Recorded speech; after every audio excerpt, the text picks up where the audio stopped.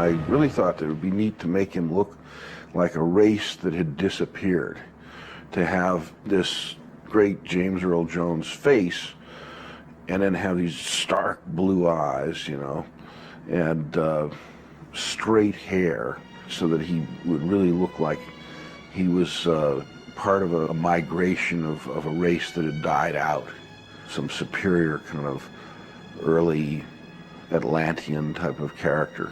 And that's the way he sort of played, like he is the last of his race, you know, and that he knows more than them and everything, but his race is weakening and this other race is coming in. People tend to have fun with villains, and it destroys the credibility. You take Thul Sadoun or Darth Vader, have fun with them, I think it's a big mistake. They should all drown in lakes of blood.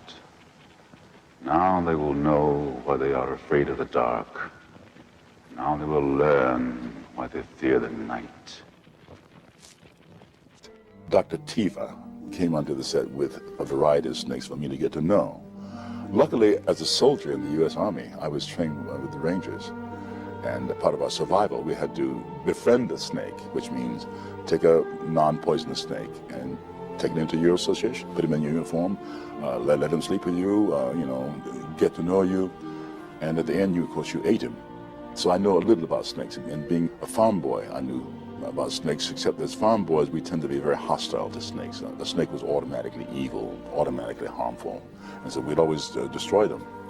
But I learned how to coexist with them.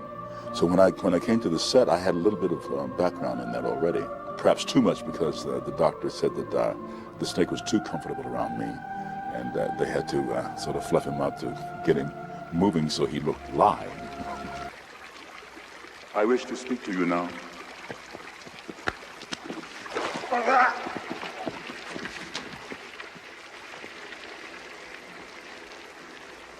Where is the eye of the serpent? Rexor says that you gave it to a girl, probably for a mere night's pleasure. What a loss.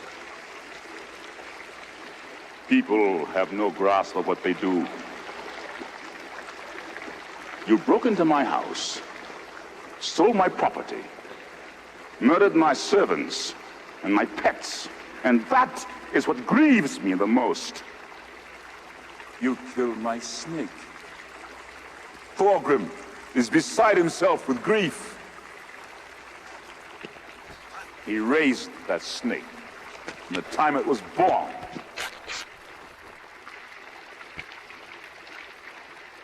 You killed my mother. You killed my father. You killed my people. You took my father's sword. It must have been when I was younger.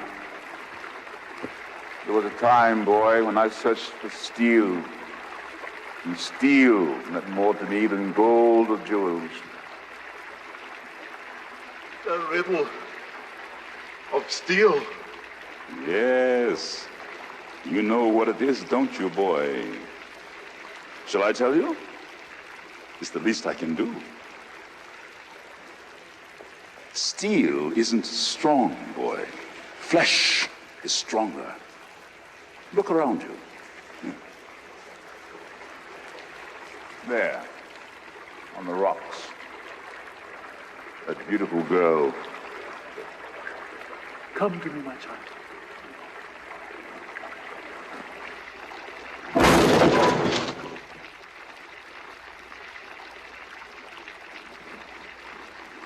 That is strength, boy. That is power. The strength and power of flesh. What is steel compared to the hand that wields it? Look at the strength of your body, the desire in your heart. I gave you this. Such a waste. Contemplate this on the tree of woe.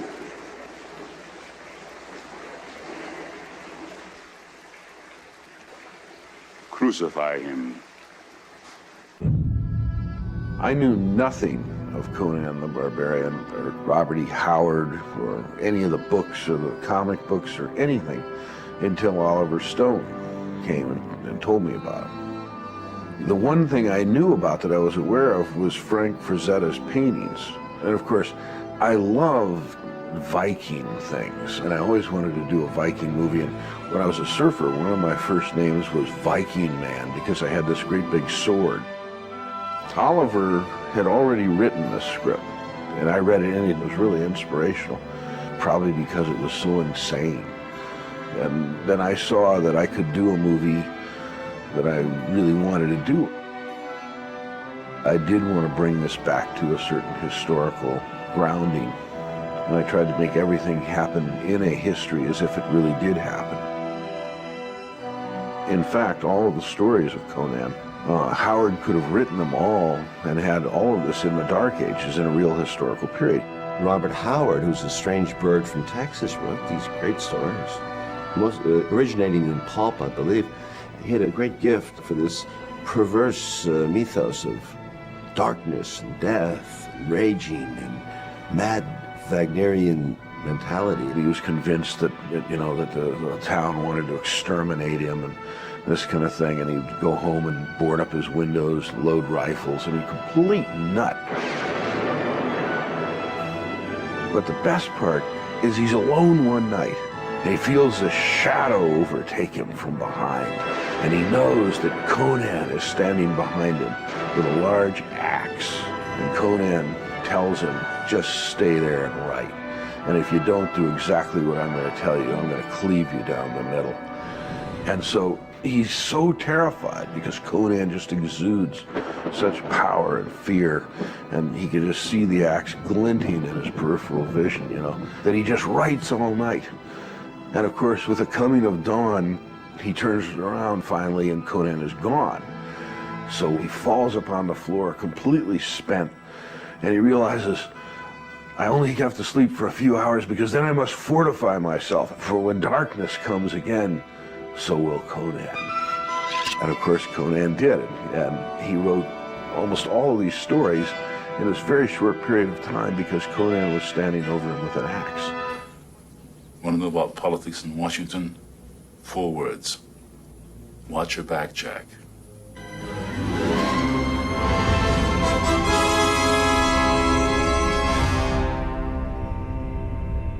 Until this battle station is fully operational, we are vulnerable. The Rebel Alliance is too well equipped. They're more dangerous than you realize. Dangerous to your Starfleet, Commander, not to this battle station. The Rebellion will continue to gain a support in the Imperial Senate. The Imperial Senate will no longer be of any concern to us. I have just received word that the Emperor has dissolved the Council permanently. The last remnants of the old Republic have been swept away. It's impossible. How will the Emperor maintain control without the bureaucracy? The regional governors now have direct control over their territories. Fear will keep the local systems in line. Fear of this battle station. And what of the Rebellion? If the rebels have obtained a complete technical readout of this station, it is possible, however unlikely, that they might find a weakness and exploit it. The plans you refer to will soon be back in our hands.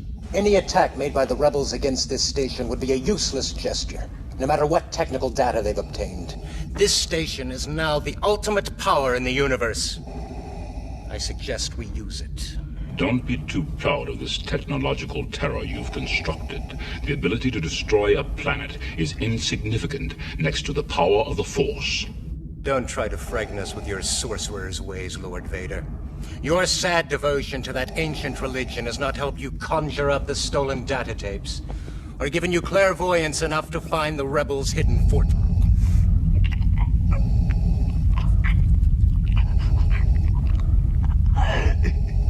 I find your lack of faith disturbing. Enough of this. Vader, release him. As you wish. This bickering is pointless. Now, Lord Vader will provide us with the location of the rebel fortress by the time this station is operational. We will then crush the rebellion with one swift stroke. Bring them on. I prefer a straight fight to all this sneaking around. The Force will be with you. Always.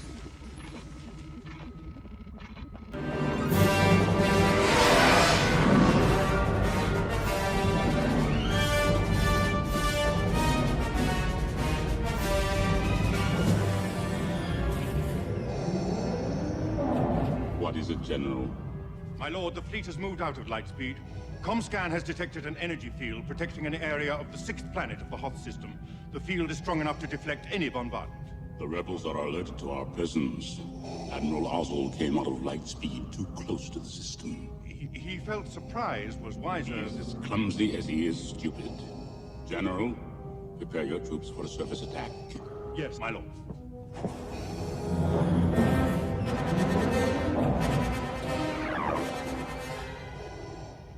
Lord Vader, the fleet has moved out of Lightspeed and we're preparing to... You have failed me for the last time, Admiral. Captain Piet. Yes, my lord. Make ready to land our troops beyond their energy field, then deploy the fleet so that nothing gets off the system. You are in command now, Admiral Piet. Thank you, Lord Vader.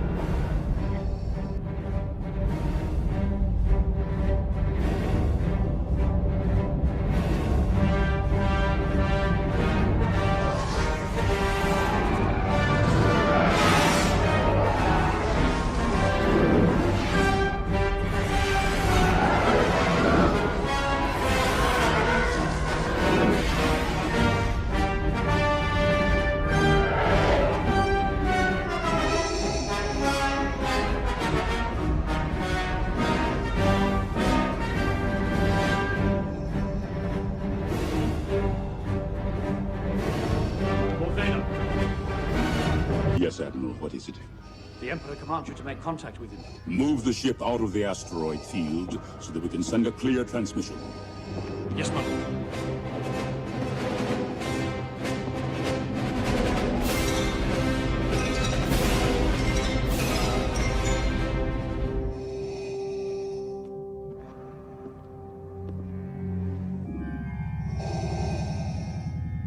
What is thy bidding, my master? There is a great disturbance in the Force. I have felt it. We have a new enemy. The young rebel who destroyed the Death Star. I have no doubt this boy is the offspring of Anakin Skywalker. How is that possible? Search your feelings, Lord Vader. You will know it to be true. He could destroy us. He's just a boy. Obi-Wan can no longer help him. The Force is strong with him. The son of Skywalker must not become a Jedi. If he could be turned, he would become a powerful ally. Yes. He would be a great asset. Can it be done? He will join us or die, Master.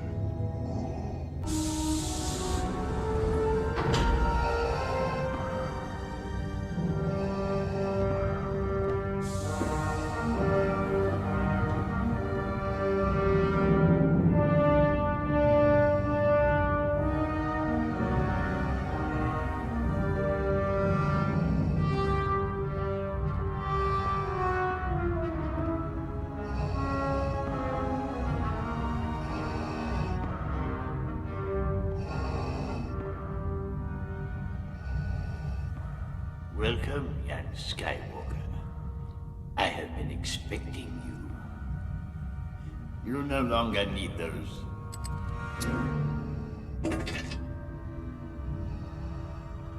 Guards, leave us.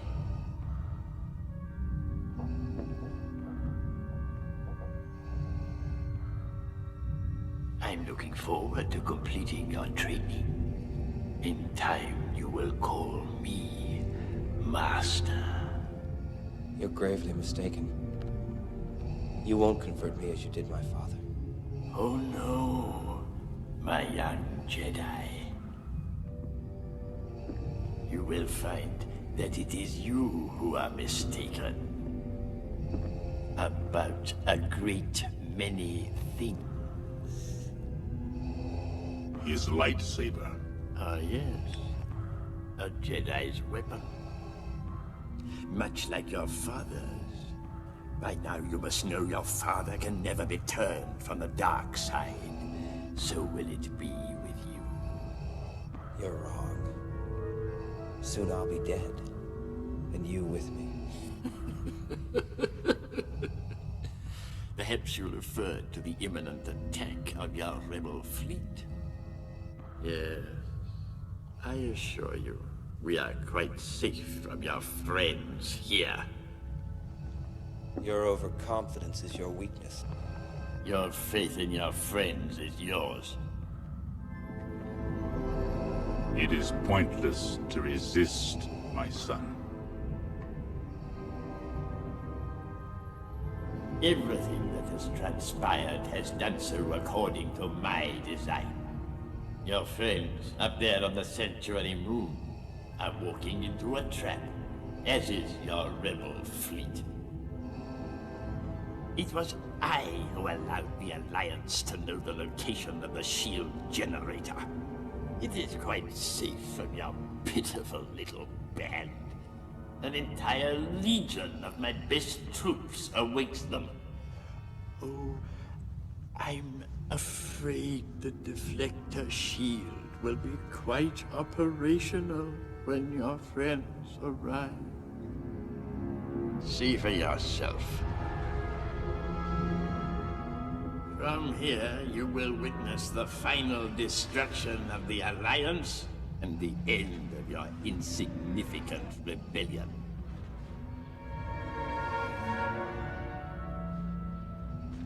You want this, don't you?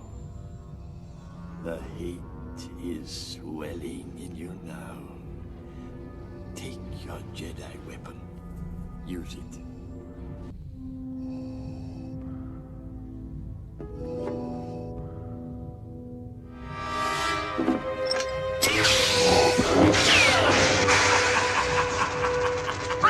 Oh dear. Don't move.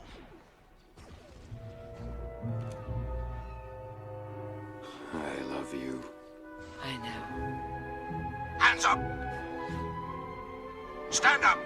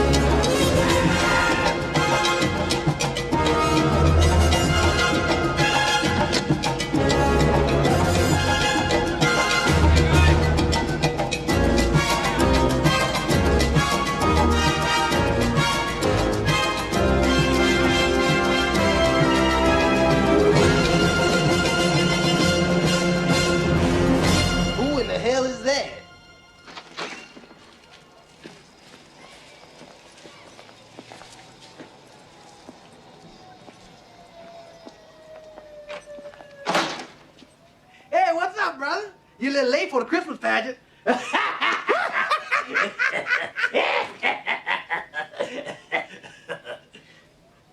I'm King Joffrey Joffer, ruler of Zamunda. Yeah, well, have a seat. Chair number 2 be ready in a second. This is beautiful. What is that, velvet? I have come for my son Akeem. Come for who? You know, Kunta from up Kunta. Oh, yeah, the boy upstairs. Oh, yeah, him. He around here someplace. He live upstairs on the 5th floor. Hey, who gonna clean up all these flowers?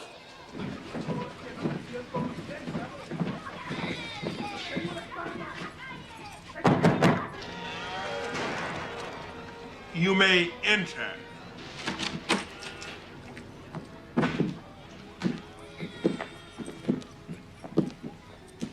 You are not Hakim. I know that.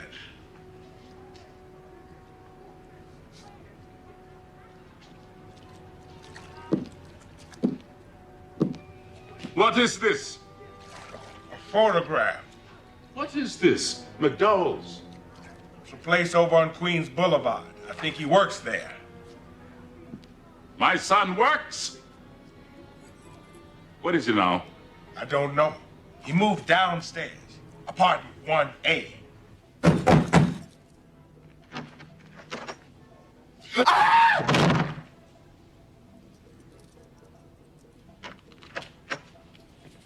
Your Majesty! What are you doing here? I received your telegram. What is Hakim? He went out. So how was your flight? Comfortable, I trust? Your only job was to look after Hakim. How could you let him come to such a pass? Hakim will not listen to me. He's gone quite mad, Your Majesty. Semi, you have disgraced yourself, and you must be punished. You will confine yourself to our royal suite at the Waldorf Astoria. And see that he puts on some decent attire. And I want you to bathe him thoroughly.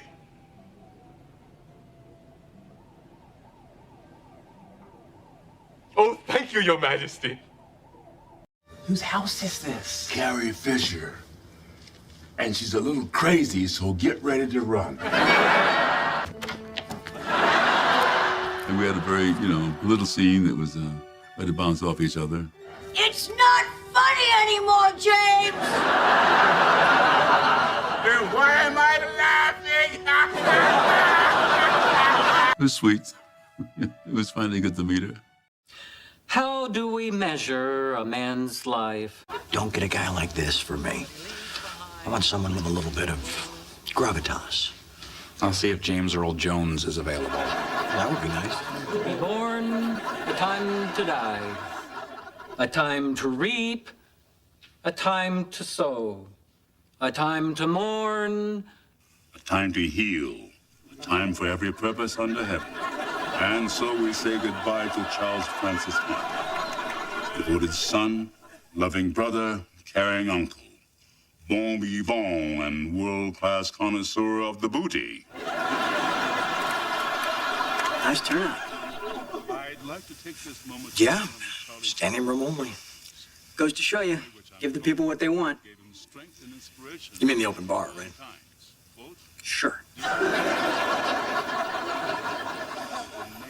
Thanks for coming, by the way. You came to mine. Yeah, but you're dead. Charlie, take a look in the box. That's not a tanning booth. Oh, yeah. So listen, as long as you're here, what's heaven like? It's unbelievable. It's paradise. Like your house. Before your brother moved in. Oh, that was good. You can drink all you want. There's no hangover. Endless supply of women, each one more beautiful than the last. And Charlie, get this. They believe everything you tell them. Everything? It's heaven, dude. Wow. Well, save me a good seat. I wish I could, but that's not where they sent me. Hey. Then how do you know what heaven's like? They make us look at a video every day while they're putting lube on the pitchfork. Well, at least you get lube. Only on the middle prong. To be completely honest, I didn't know Charlie Harper. But any man who with his dying breath would set aside $25,000 and a first-class air ticket so I could deliver his eulogy is aces in my book. That being said, there are many people here today who did know Charlie, and perhaps some of them would like to stand up and say a few words. I want to say something. Hello, everybody. Hello, James Earl Jones. Hey, bro, don't get up. What can I say about Charlie? So many words come to mind, so few that you can say in church. But we'll give it a shot. Charlie was a man of love. He loved his friends. He loved his family. But most of all, he loved his penis. The only part of him that ever had an actual job. Anyway, this was a man so full of love that it practically oozed out of him, at which point, of course, he would see a doctor.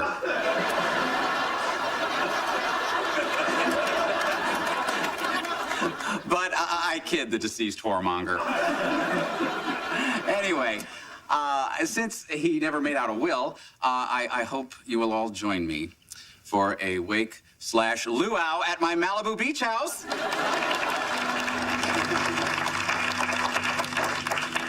He got my house? He got everything you had. Everything? Well, not the diseased liver and the swollen prostate. Oh, look. Your old girlfriends are saying their final goodbye. It's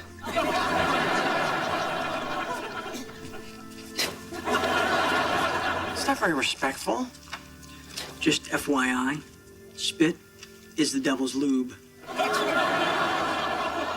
Listen, would you mind recording my answering machine message for me? It'll be an extra $500. That's okay. I'm rich now. Hey, what do you want? This is CNN or Luca and your father? So, Charlie, it's been great catching up, but I gotta go. Already? Can't you stay a while? Nah, it's pitchfork time. If you're late, you don't get the spit. And believe me, Charlie, you want the spit. I want the spit!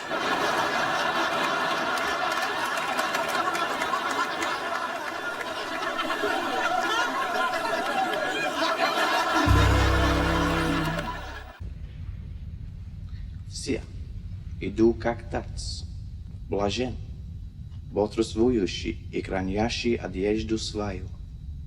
И он собрал их на место, называемое по-еврейски Армагеддон.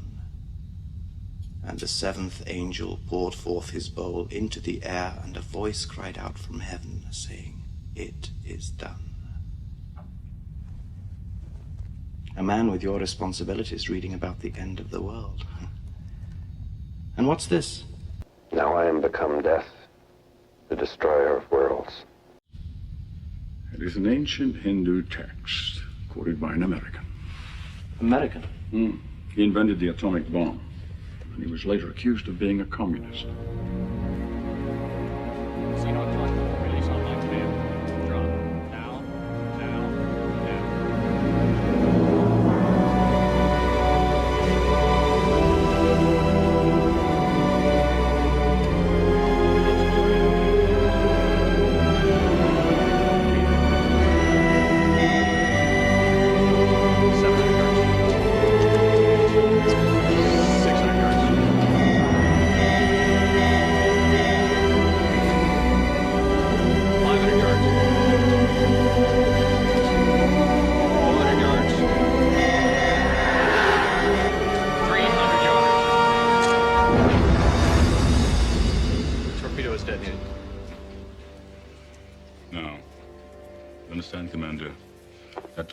Self-destruct.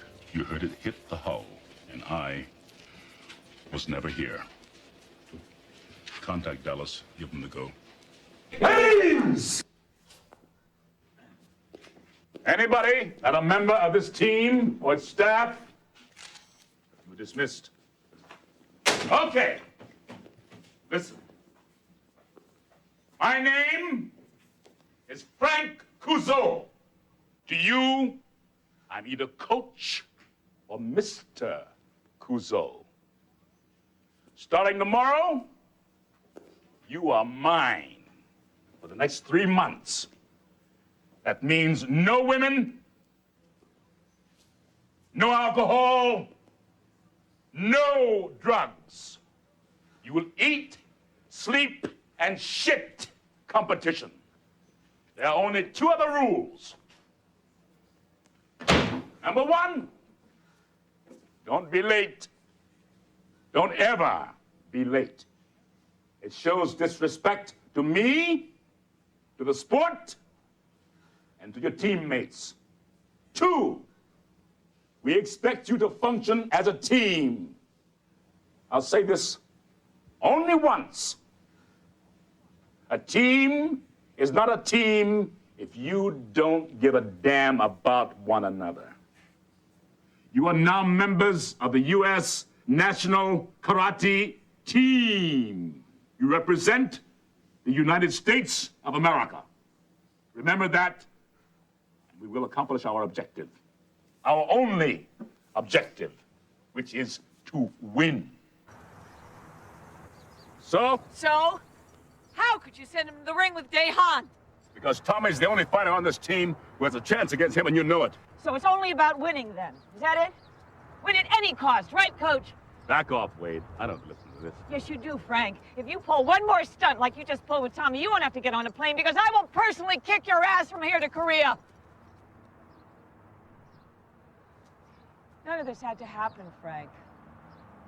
Did you ever stop to think what it might be like if you cared as much about these guys as you do about winning? This has nothing to do with winning. If those boys do their best and fail, I'll still be proud.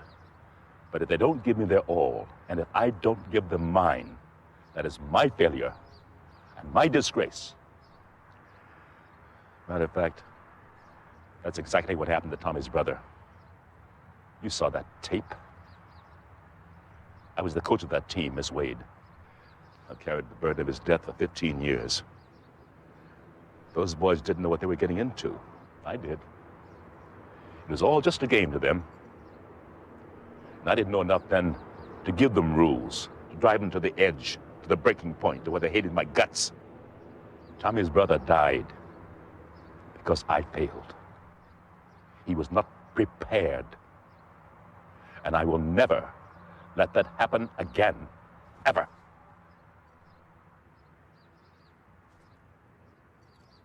Wait a minute.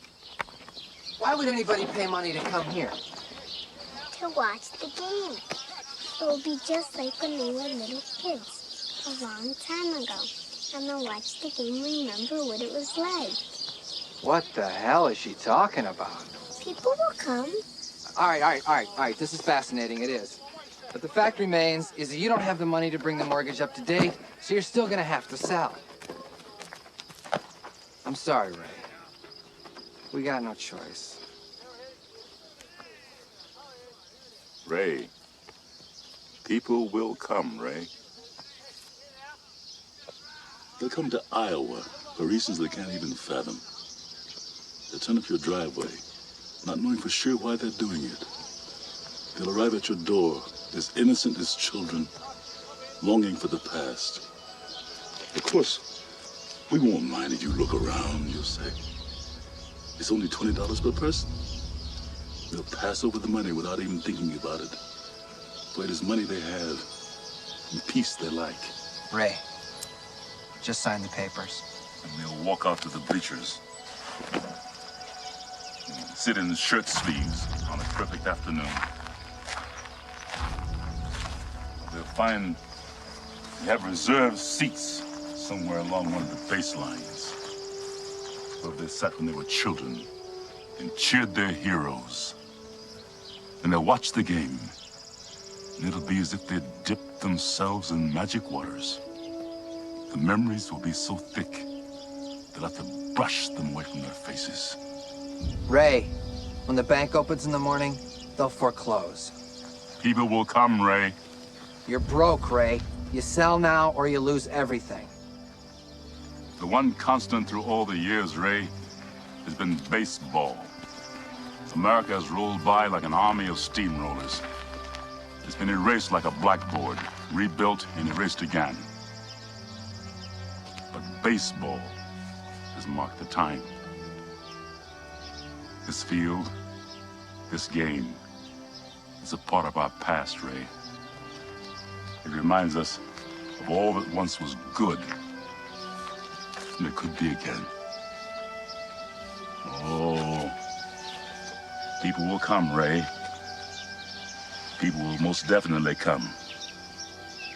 Ray, you will lose everything. You will be evicted.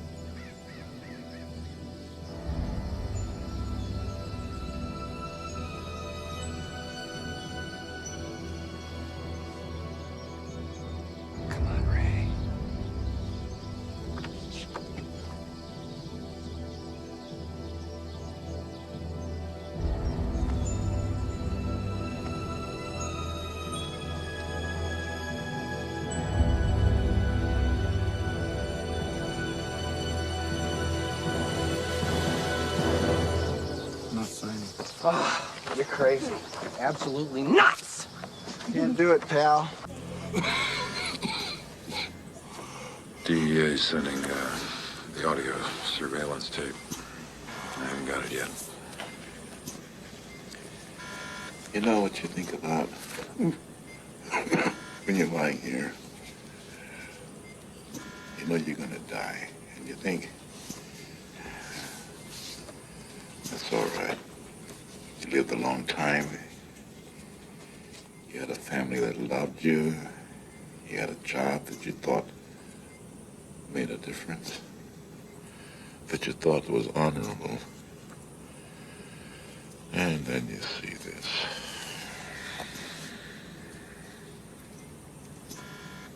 I'm afraid if I dig any deeper, no one's gonna like what I find.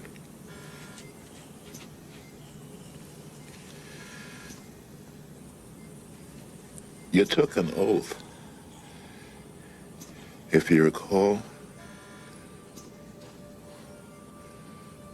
when you first came to work for me,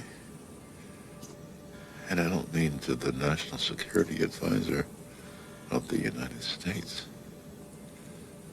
I mean to his boss, and I don't mean the president. He gave you word to his boss. You gave your word to the people of the United States.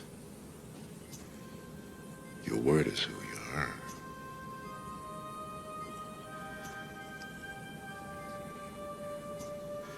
What else you got there?